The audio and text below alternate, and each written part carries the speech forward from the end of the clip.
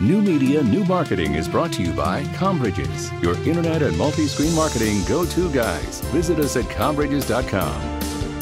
Combridges.com's John Leland continues his pursuit to chronicle incremental new media, new marketing opportunities. And now, a new Splinter advertising platform will soon be introduced by a very familiar new media source, iAds. Uh-oh, John, did I just give that away? Yeah, you can add and I can add that the iPad can now run iAds. That's right, a new advertising platform, a new opportunity, and really a new challenge. I think that it's interesting when you begin to look at all the new media, quote-unquote, opportunities from the point of view of advertisers and media buyers. The term Splinter-Net does come into play. I have to give credit to an analyst at Forrester named Josh Burnoff for coming up with that term, but I think it's very apt. You know, we talked about, and I mean no pun with apt, of course, we talked last week about how much things have changed over the decades from narrowcast cable networks to micro-targeted YouTube channels. And, you know, the same can be said about advertising.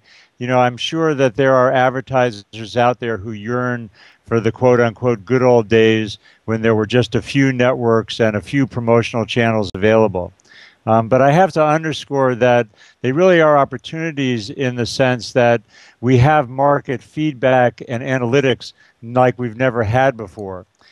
Just this afternoon, I was looking at a research report from HP Labs called Predicting the Future with Social Media that claims that by tracking Twitter streams, you can tell better about a box office hit than you can from the traditional market research channels that they use to predict whether something is going to be a hit or a bust. And Twitter streams, social media feedback, what's known as reputation management, provide enormous opportunities, but it does come with the cost of challenges. And, you know, the latest announcement by Steve Jobs and Apple that Apple's going to go after Google in the mobile advertising space with its own iAds platform represents yet another splinter in the many categories that advertisers have to deal with. Will you do an iPhone app or not? Will you make that iPhone app compatible with the iPad? If you're doing mobile advertising, will you do it on the iPhone, the iPad, the Android, et cetera, et cetera? So there used to be TV advertising and print promotion. Now and then of course there became internet advertising and internet media opportunities. Now there are iPhone apps and iPad apps and the new iAds network to complement all the other mobile ad networks. So welcome to the new world.